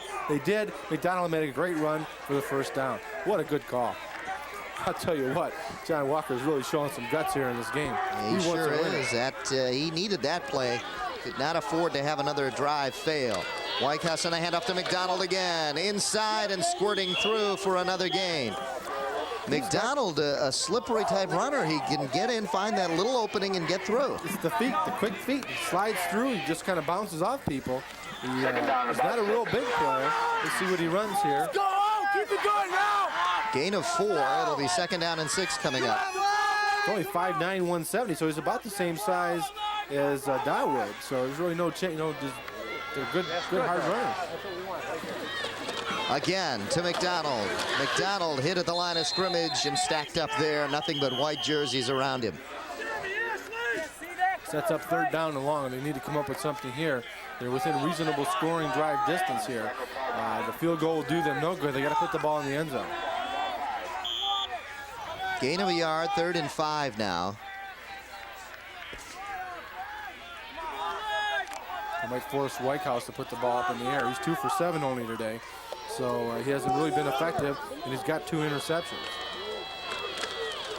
A handoff, McDonald again. Not much that time, and it's 4th down again for the Red Hawks, and decision time. No decision. They got to punt. No, they're going to go for the field goal. That's a long field goal, and I'll tell you what. 14-3. You go for you're still 2 scores down. But Schiller has the big leg here. He kicked the kickoff into the end zone. And he's got the wind at his back. And the wind at his back, and let's see if this pays off here for the Red Hawks. They trail 14-0. This will be a long boot here. Brian Schiller to kick for the Red Hawks. It's down. No, they'll fake it. Nobody's open. Harris throwing to McDonald. McDonald cutting upfield, and he stopped. Short of the first down. So the Red Hawks try another trick play. This time it doesn't work. The Colts stop him. I liked it nonetheless. Nobody was open. McDonald popped out of the backfield. He's looking to throw the ball right. There's nobody in the flat to the right. Take a look right here. Here's the fake. Here's the kick. It's a good fake. He rolls right. Look, there's nobody right. Nobody to throw to. He's got to throw back across the green to McDonald, trying to set up a screen pass here on the side. The blocking breaks down. They get to him before he can get to the line of scrimmage. So it's really no gain on that play and turn the ball over. And back to the action now. 1st down for the Troy Colts. Ball on the 22. Handoff. Straight dive by Dawood. Gains maybe a couple of yards on that one. I give John Walker an A for effort on that drive. He had a fake punt, a fake field goal. Gotta like it. 2nd down and 7 coming up. 3-yard gain for Dawood on the straight dive. It was a good fake, I'll tell you. It really was. It was, as they put the ball down. I thought that he might have gone for the field goal. And they went through the same motion. Fooled a couple of players, but not the key players outside for the Troy Colts. 2nd and 7. Heist on the handoff to Dawood. Off tackle, not much room as the Red Hawks stop him cold at the line of scrimmage. It'll be 3rd down and 7. I tried to mention why that field goal was no good, because it still put him in position where 2 scores actually 3 scores would have had to score. They had to get a field goal, a touchdown, and then a 2-point conversion in order to tie the game. 3:55 and counting down here in the third quarter. The Red Hawks yet to get on the scoreboard as we see Brent McDonald in a great effort he's had today. Heist to throw. Has his man Dodds down the sideline. Tries to make a move on Harris and finally out of bounds at about the 41-yard line. Let's take a look in where they mark it, and let's take a look at that play. What a play by Dodds. He is getting open down the sidelines, Bob. Well, Heist again shows a strong arm. Watch his setup. He throws the ball back from behind his ear and doesn't throw a pretty pass, but it gets him right on the mark, hits him right on the numbers.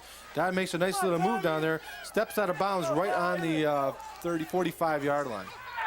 Pick it off, Tom. Ball's at the 40. The 40, I'm sorry. 1st and 10 there for the Colts. The handoff to Dawood, breaks through into the backfield for a big gain of about 8 yards. Not much of a hole there, Dave. He really broke that one open himself. Turned his back to the play. That really gets dangerous because somebody can come back and hit you hard. Let's take a look here. He takes the ball up on a little cross series, takes the ball through. Watch him turn his back right here. That can get dangerous because you can get popped and injury can happen there. But got the ball down to about a yard short of the first down. 2nd down and about 2 yards. Howell in motion. Gould and Dawood in the backfield. The handoff to Gould. He has the first down and powers his way for another 4 yards. He just carried 3 guys on his back for about 5 yards. Yeah, big gain. That's a big boy right there. He managed actually to get maybe 6 or 7 yards on it. Watch him. All right, there's one player on his back. He carries him. Here comes another one in. He just keeps pushing that line forward, keeping those legs turning. Takes 4 guys to tackle. 1st and 10. Ball at the 43-yard line of the Red Hawks, and the Colts are on the move. The handoff to Dawood. Dawood still on his feet, finally down. Gain of about 3 yards. Little misdirection handoff. Dawood taking the ball up off the guard trap. And here we see John Walker. Got a good gain out of it. Actually got it close to 4 yards. Clock winding down here in the third quarter, and time also running out on John Walker. As the Red Hawks have yet to get on the scoreboard, and the Colts are on the move again. 2nd down and 7. The pitch to Dawood. He is getting swarmed down in the backfield and hit for a loss back to the original line of scrimmage. It'll be 3rd down and long coming up. The defensive back David Litke, number 12, again makes a great play. He comes up and forces him to take the ball deeper in the backfield than he wants to. Look, he's got to go sideways. Litke, number 12, comes up with a nice tackle. 2nd nice tackle he's made today. 3rd down and 10 coming up as the Red Hawks knock him back to the original line of scrimmage. 1 minute and 30 seconds left here in the third quarter. A very fast-paced third quarter.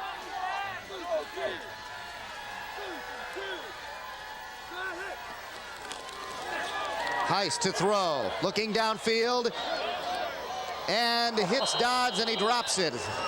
Dodds heard a lot of footsteps around him, Bob. I think Heist, when he's going back to throw the ball, I don't know if you're going to be able to see on the replay Little here. indecision. I thought he might have tucked it away. I think the ball might have slipped out of his hands. He had to reset. Let's take a look right here as he takes the ball back. See, he just kind of takes the ball back, ducks under a few people, and gets the throw off. The throw is on target. That ball should have been caught. He took his eye off, tried to turn up the field before he had the ball. And the footsteps of Thomas were right there. Tom Harris, excuse me. Not Thomas. Fair catch asked for at about the 15-yard line. It will be at the 16, and that is where the Red Hawks will start. Well, some of the worst, matter of fact, it is their worst field position of the day. They've started off the 34, 35, 36, 38, the 20, and now the 16. And now the 16. They've got to get it in the end zone on this drive here, as it'll probably be the last drive. Warming up down the sidelines for Athens is number 15, and that is Dan Stroinski. Stroinski. He started the last game. So. Yeah, he's a junior. 6'1". So it gives him some size. Whitehouse to throw downfield, and A good timing hit by Cracchiolo, intended down there for Jeff Rabowski. I don't know if it was a timing hit, Dave. It looked like he might have had the ball for an interception. It looked like the ball hit his hand. Let's take a look. Let's take a look right here as he goes back to pass. The pass was way off the mark. And he's rolling out and throwing the ball on the run. Watch Cracchiolo with his hands. He didn't hit the ball. He's going for the ball. There's Rabowski. 2nd and 10. Clock stopped at 1:04 left in the third quarter. Whitehouse on the handoff to McDonald. McDonald tripped up after he might have gained a yard or two. Well, I think they were being a little conservative this time. The pass earlier, obviously, they weren't being conservative with. They needed to get 5 yards in that play to set up 3rd and about 4 or 5 to give them more opportunities. Now with 3rd down and 9, they've got to throw the ball. That defense is going to look for it, either drop back with 5 defensive backs or come hard at them. Yep, 3rd and 8 is what they're calling it, and 35 seconds and counting down here in the third quarter. Redhawks cannot afford any more drives like this one. Whitehouse to throw, going deep into double coverage, and no flags down, intended down there for Schiller. Well, they put some pressure on him, Dave. Yeah. They did get to him. They got to his feet. They didn't get into his face, so he was able to get the ball off. And looked like Schiller broke off the pattern at the last second, didn't follow through with it, and the ball was thrown over his head. Kind of came back in between the 2 defensive players. So not a good series for the Redhawks, and they are forced to punt with 21 seconds left in the third quarter. Schiller back to punt. He's had a couple of good punts. He needs a good one here to get the Colts back into their end of the field. Schiller takes his time, and they'll let him get it off. And a beauty back to about the 43-yard line. Cracchiolo forced out of bounds at the 46, so a return of 3 yards. And that's where the Colts have it. Real good field position for the Colts, Bob. Anytime you take a ball sideways on a punt return, you've got several people running down their lanes. You're not going to get away from anybody. You got to take the ball up, a la Mel Gray, take the ball up through the field, make some cuts quickly. You can see here the nice high kick. He gets under it. Now watch him run sideways. Not a good thing, because people are going to catch up to you. And look, they do. Harris's first one in there.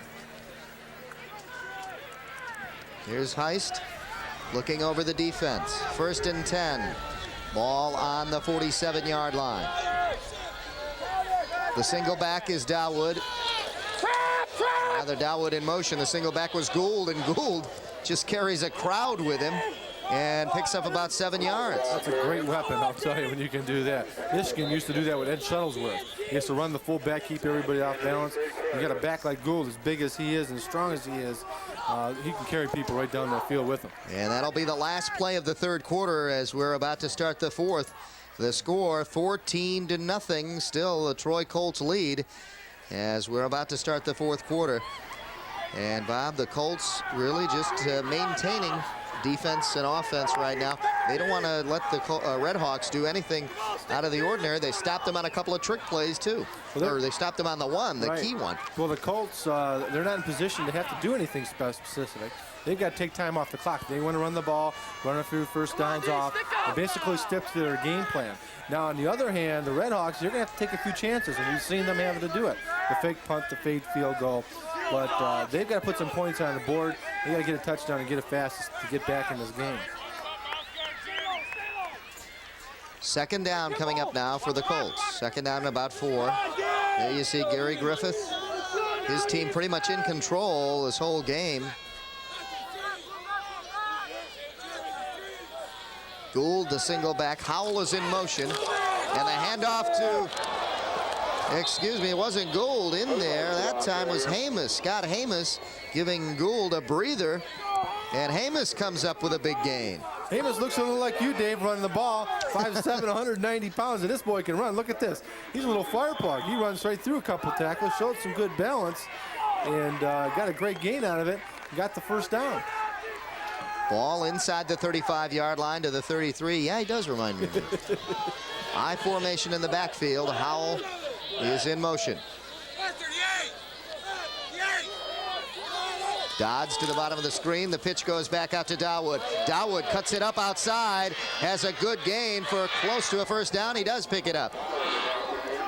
Dawood with the first down. I'll tell you what, he broke a tackle out there of Steve Dady, number 86, tried to run him down, tried to horse collar him. But Dawood, even though he's 5'11", 175, shows a lot of power. Hear him going outside. You can watch as he tries to get outside. 86 is going to come up and try to horse collar him right here. Boom. Can't do it. Dawood shows his speed, shows his power, and keeps running. And he stayed in bounds, which allowed him to get the first down. 1st and 10.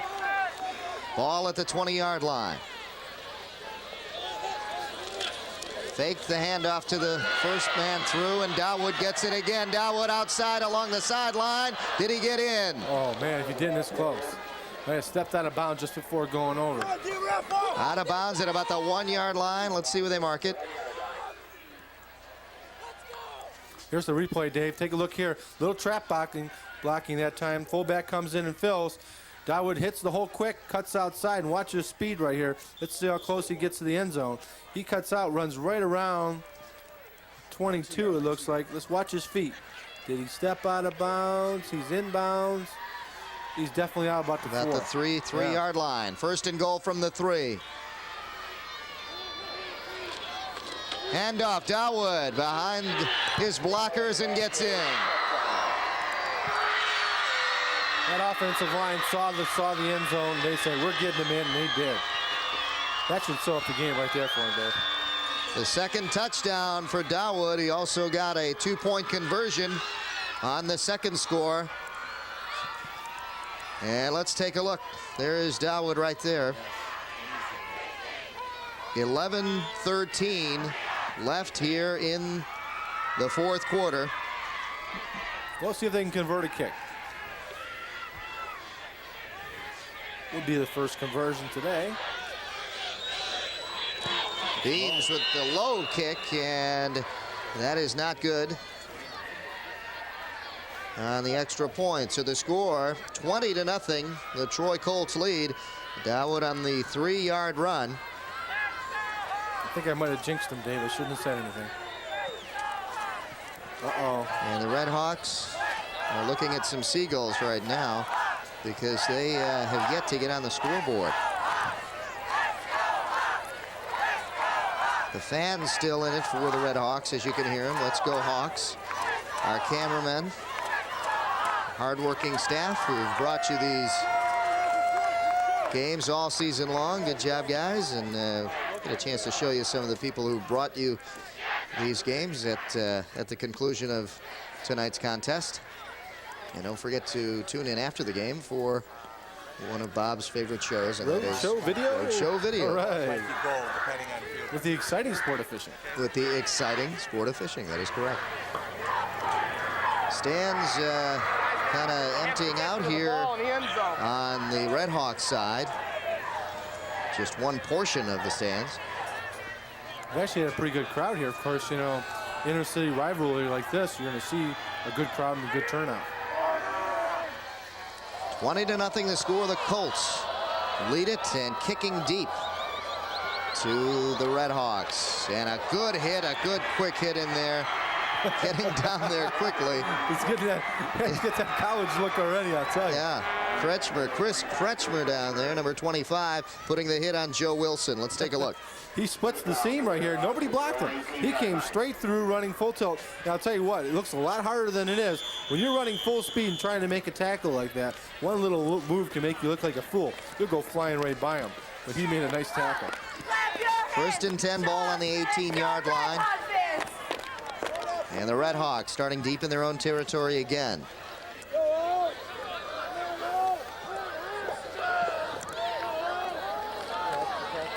Back to pass. And complete. Outside to McDonald, and in there is Strowinski. Dan Strowinski, the new quarterback for Athens, completes it to Brent McDonald. Tell you what, he looked like he got pounded right after that play. Came up, wincing a little bit of pain. Of course, it always hurts a lot worse when you're down 20-0. Keep that in mind, too. Here you see Strowinski, Dan Strowinski, the new quarterback. Goes back to pass, little flare pass, and watch him get pulverized. There's the first tackle. Boom, he gets hit after the play by two other ones. The handoff this time right up the gut, and a first down carry for Jeff Smith.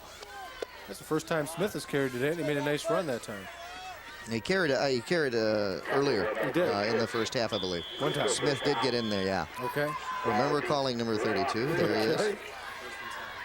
is. He's a pretty good-sized boy, 5'11", 200 pounds. And the sun trying to peek through a little bit now here in the fourth quarter. 9:50 left. And a 1st and 10 situation now for the Red Hawks. Ball at the 30-yard line. Strowinski to pass, has some time, downfield, intercepted. Intercepted by Cracchiolo. He's still on his feet, trying to cut back around, losing yardage, and now goes straight upfield. Finally brought down at about the 43-yard line. Well, we can see why Cracchiolo is back there on punt returns. He's shown some really good footwork, breaking a few tackles on the interception. Athens now is throwing a little bit of different offense. They're running with a wide receiver to the right. They're bringing back the tight end. He's aiming for the tight end. He overthrows him just a hair, enough to get an interception by Cracchiolo. Now watch this. He gets thrown backwards here, cuts the ball back up around the player that's down 84. Now 84 is going to get back up and eventually make the tackle. Take a look right here. There he goes. He's on his feet and finally throws Cracchiolo down. He just wanted some revenge. There you go. Here's the straight dive. Hamas. Number 43, Scott Hamas on the carry for the Colts, and they'll just be happy to run the ball now as the Colts are pretty much in control here in the fourth quarter. That was a real bad break for Athens Red Hawks. They're throwing that ball in interception. They're running with just 2 really receivers downfield, and they've got 4 defensive backs on them, so it's very difficult to thread a pass in that situation. 2nd down and about 7 coming up here.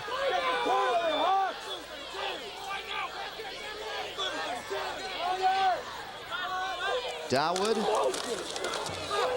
and also, here's a broken play. That just didn't look right. Something didn't look right down there for Heist. Flags fly. The Red Hawks brought everybody on the line of scrimmage, showing blitz. He tried to check off at the last second. There was a legal procedure call. One of the linemen moved. Well, you had 2 men moving in the backfield. It was Dawood and Howell, and I don't think you can allow that. Looked a little bit like Canadian football out there. They could have, 4 people moving in the backfield, crisscrossing. Oh, yeah? High five. I don't know. I'm just saying that. This didn't look right in Canadian football. Yeah.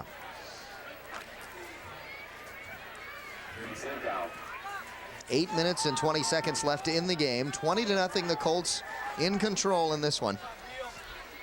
The battle for Troy. 2 receivers to the bottom of the screen. Howell now goes in motion. The handoff to Dawood, cuts up on a good counter play. But the Red Hawks stop him, and it'll bring up a 4th down. That counter tray is in the playbook of every high school, college football team, probably every pro team in the country. And it is very, very well run. The problem there, they didn't sustain their blocks long enough to give them the gap in order to cut the ball upfield. If they would have sustained their blocks, he had a hole big enough to go for the 1st down. 4th and about 6 and punting down. As you see the clock wind down. The punt by Howell taken at about the 5-yard line. You might want to just let that go and hopefully get into the end zone. The rule of thumb, Dave, if you catch the ball inside the 10, you let it bounce. You take the chance that it's going to go in the end zone. If it's in front of the 10, you do the fair catch. So that was his mistake. He should have never did that. And I think he realizes it. Red Hawks now get it at about the 6-yard line, 5 or 6 yard line. 1st and 10 there. Hey, Bubba, look at it. That's the best he's looked in weeks. He has. Don't let that scare you. That's how he looks every day. That's Brad Bubba Wicker, one of our camera folks down there.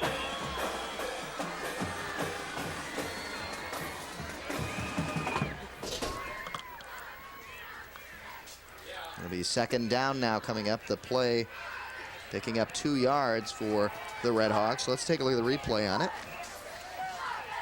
Straight handoff, over tackle, 2-yard gain, nothing fancy. They got to get out of the back of the end zone there. Yep, Smith on the carry. A handoff from Strowinski. Strowinski with the signals. He'll go to the air again. A quick slant in, and it's intercepted again. The Colts pick it up on the interception, down to about the 5-yard line. Craig Fritz on that interception.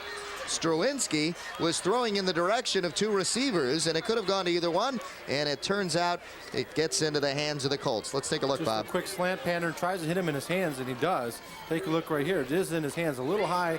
Ball should have been caught. 2 receivers in the same area right there. There's the big problem. And that's the 4th interception thrown by the Troy Athens Red Hawks. 2 for each quarterback. And the ball is at about the 6-yard line. 1st and 10 there. Timeout called by the Red Hawks, as Gary Griffith now will get a chance to talk it over with his offense. He's talking to his defense down there right now. Going to kick a spy out of there. They're checking out, see what they're doing there. It's probably from somebody from the other side. This being our last high school football contest, don't forget to tune in December when we'll bring you high school basketball. It's Saturday and Monday nights at 7 p.m. right here on United Artists 63. 6:35 left in the game. 20-0, the Colts lead. They have the ball at the 6-yard line on the interception down there by number 82, Craig Fritz. And a very disappointing day for the Red Hawks, as you can see. With their fans still on their feet, and the number 1 fan for the Red Hawks just won't give up. Still 6 minutes and 35 seconds left. Well, Dave, keep in mind, this is not the last game for either of these teams, and that's the direction it's going in now. Both of these teams will be in the playoffs and have the opportunity, at least Athens will have the opportunity to come back and avenge this loss. So they're still in the game. 1st and 10, power eye right, shown by the Colts. Dodds is up top. The handoff goes to Dawood. Dawood still on his feet, lunging forward, and is shy of the end zone. He's shown a lot of ability there to Dawood, breaking tackles again. He was hit pretty hard around the line of scrimmage, broke off tackle, and carried the ball down around near the goal line. Looks like he's just going to be short. They're going to bring it, where's the ball marked? That looks like about 2 yards out. 2 or 3. About 2 yards out. 2nd and goal from about the 2-yard line. Power eye right, shown by the Colts. Dodds is up top. Flags fly, and an encroachment call looks like here. Lined up in the neutral zone, or did they take too much time? No, legal procedure. Could have taken too much time, yeah. The dead ball foul, that's why they blow the whistle before the play starts. The fans. Looks like he might be a little cold, chattering his teeth there. Could be warmer if the Red Hawks were up, but he didn't get on the scoreboard today. Not yet. I'm looking to see if Bruce Willis is in the stands. He was here for the Republican convention when Bush was over in Grand Rapids. I thought maybe he'd stick around for this great game. That's right. Dawood on the handoff, hit in the backfield and scrambling forward, trying to get back up inside the 5. And let's see where they mark it. At about the 4, it'll be 4 yards to go to get into that end zone. Nothing fancy, off tackle play. He tries to bounce the ball outside. Somebody gets a hold of his jersey again, but he shows that he won't give up. He scraps for every yard he can get. So Dawood gets it down to the 4. There is Holly, one of our assistants here, on audio. 3rd and goal from the 4-yard line. Here are the Troy Colts with a chance to get on the scoreboard again, and another whistle. Another delay of game penalty on the Colts. Yeah, it's kind of funny that they would do that because they've got plenty of time just to get back to the line of scrimmage and do a running play. That's all they're doing. There's nothing fancy. There's no special plays they're calling, no special schemes and blocking. They just need to call a play and get back to the line of scrimmage. Now they're getting backwards. They're down at the 1 or 2. Now they're back to, the 10-yard line. Yep. Looks like the 9. Heist rolling out. Heist is in the end zone. Touchdown, Bill Heist, and a good scramble. He showed us he could run earlier. That time took it himself. Well, he shows a lot of ability. You know, he rolls right. Now, he's thrown the ball on the run quite a few times today, so that makes the linebackers respect that. They stay back in that hook zone coverage. He goes back on the option play. He looks up. He says he's got a hole like he couldn't believe. Takes the ball up, Nice blocking into the end zone for the touchdown, no question about it. I'm not going to say anything about this kick, Dave. Beams to kick. It is up. It is good. And the first extra point attempt that is good today for the Colts. Conversion of any kick today. Yeah. Because he also missed the field goal earlier from about 35. And the Colts up 27-0 here in the fourth quarter. It has been all Colts today here in the battle for Troy. And the Red Hawks, well, they'll still have the playoffs. Gary Griffith pacing the sideline there behind his assistant coach. They'll still have the playoffs, but I'll tell you what, going down, they need to put some points on the board in order to get some of their confidence back. Losing 27-0 going into the playoffs is not what you want your team to do. You know that girl, Dave? Not I. You know him, Dave? No. Okay. Can't say that I do. How about him? He's one of those conductors, I think. Okay. We used to wear hair like that back in the 70s. I don't know what happened here. This is the 90s, isn't it? I could never get my hair that long. They're the Red Hawks' #1 fan, a little quiet right now, but his team about to get the ball and maybe get on the scoreboard. Beams, low line, drive, kick, taken down there by Smith. Smith with a good run back, and he gets it out to about the 40-yard line. Yeah, it was a nice run So back. Jeff Smith showing us some moves and gets down to about the 40. Ball at the 39. 1st and 10 there for the Red Hawks. Gets a nice bounce here. Bounces right back up into his face. He sets up behind his blockers. He's look at his eyes. Look at it. He picked up that blocker. He saw him look on the right side of his eyes. Took the ball back up, broke a tackle, and got a nice return. Shows you how he's looking over the field, and a good return there. Strowinski, the quarterback. Handoff, straight dive, and again it's Smith, and a big 10-yard gain for Smith. He picks up the first down. Excellent run, of course. I'm surprised they didn't use him that much earlier in the game. He's shown that he's a rugged runner. Of course, McDonald was doing great for them earlier in the game, being 6-7 yards a clip. But if they could have intermingled both running backs and throw the defense off a little bit, they might have had a better chance to put together a scoring drive. 1st and 10, ball just shy the 50-yard line, or rather right on it, I should say. Again, straight dive. This time the Colts looking for it, and nail Smith into the backfield. He didn't have a chance. Stopped him right at the line of scrimmage. That was 200 pounds going up about 750 pounds. That's about, he ran in about 5 guys. 2nd down and 10 now. 3:34 and counting down here in the fourth quarter. The Red Hawks yet to get on the scoreboard today.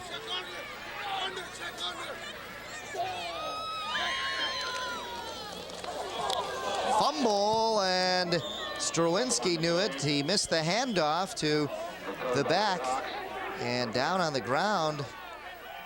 They're wrestling for the ball, but also down is Brent McDonald. He's been popped quite a few times today by the Troy defense. And it looks like one of the Troy players is down. The Troy Athens number 72. Rich Bobian. For the Colts is down. Bobian's 5'6", 175 pounds, 170 pounds. He plays defensive line. Let's take a look at the play, see if we can find out where he got hurt. McDonald's supposed to get it, and letting go of the ball. Strowinski let go of it without making sure that McDonald had it. And he's on the ground already, so it might have been pushed from the back and twisted something while he was in that big pile. Not a big player, as you can see there, 5'6", 170. He's stocky, but he's very quick. And he's made a big difference on this defensive line today. And he's getting up, and he'll be able to walk off on his own power. A good sign there for the Colts. 27-0. The Colts lead the Red Hawks here in the fourth quarter with 3:02 left. Red Hawks would just like to get something on the scoreboard here and get some momentum going into the playoffs. Strowinski, the quarterback. Dan Strowinski, number 15, leads the Red Hawks now up to the line of scrimmage.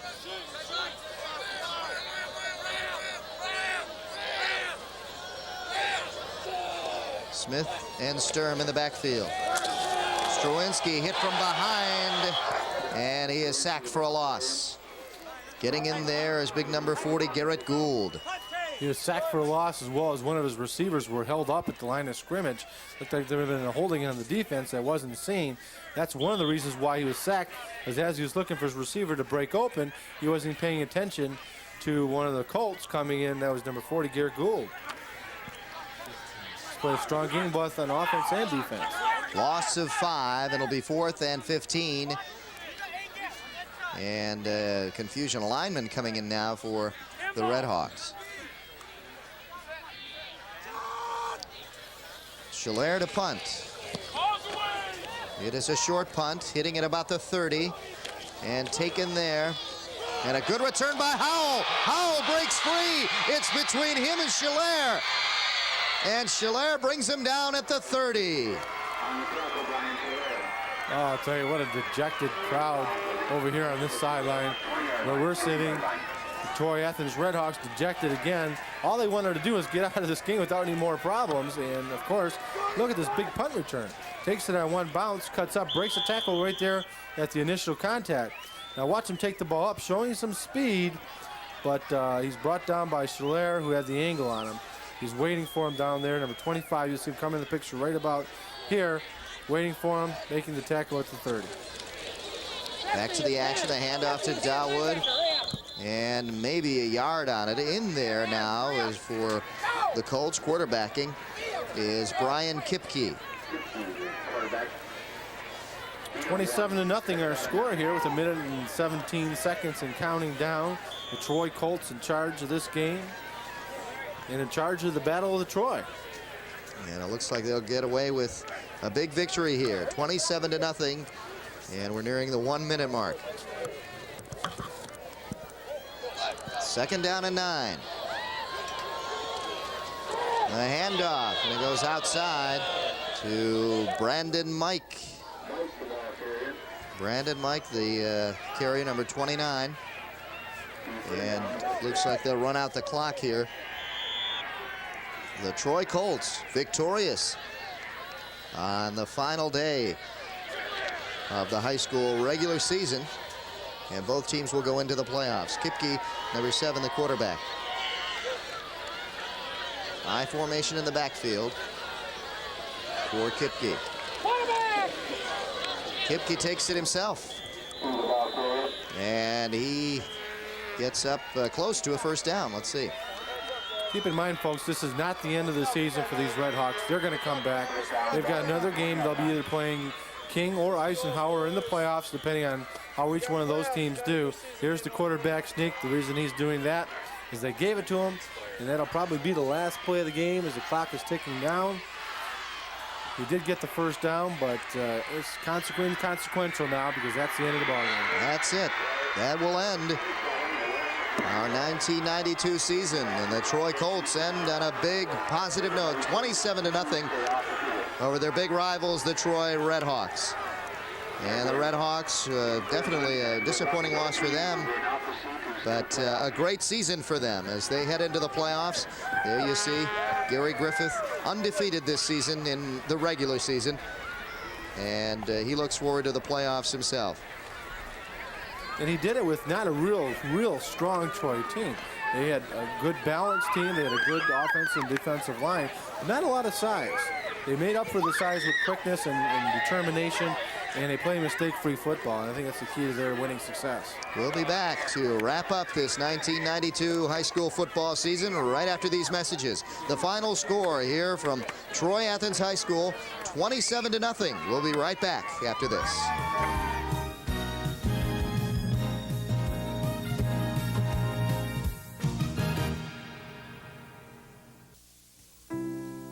We all grow up. Along the way, learning from whomever is willing to teach us. And it's interesting, isn't it, how today our eyes get opened and minds get broadened, where our heroes come from and dreams begin. And as television grows up with us, maybe the secret lies not so much in trying to know what tomorrow will bring, but just in making sure we know someone who does. Back here at Troy Athens High School, the final score, the Troy Colts 27, and the Troy Athens Redhawks And we conclude our final game of this 1992 football season as we conclude on this Halloween day, as everybody goes out trick-or-treating, including our camera people who are sick of popcorn. They want more. Well, we tried to give them a couple of other candies, like some blow pops, but still didn't please them. Our final stat. Oh gosh, that's scary. That's scary. The final score here in the stats. Let's take a look at 81 yards passing for Troy. Athens 23. Total yards rushing 214 for the Colts and 132 for Athens. And the total offense really in the Colts' favor, 295 to 155 for Athens. Turnovers, 4 for Athens, all interceptions. First downs, the Colts got the edge, 12-9. Well, the 4 interceptions told the tale of the tape there. Stopped 2 drives and set up 2 touchdowns for the Troy Colts. So that was the big story of the game, with the interceptions, a couple untimely penalties being called, and a couple sacks on the quarterback. Okay, as we take a look at no trick-or-treaters yet. Really, but the light is on. But that is the back door. The light is on, so they are Don't welcome. forget, as we conclude our football season in December, we will start high school basketball. That'll be Saturday and Monday nights at 7 p.m. here on United Artists 63. And that concludes our telecast here, our final telecast of this 1992 season. And we will bring you now all the people who brought the telecast to you all season long. And for Bob Griglack, I'm Dave Zorn. Thanks for tuning in, and stick around and watch some of the great people who brought you the games all season. Good night, everybody. Good night.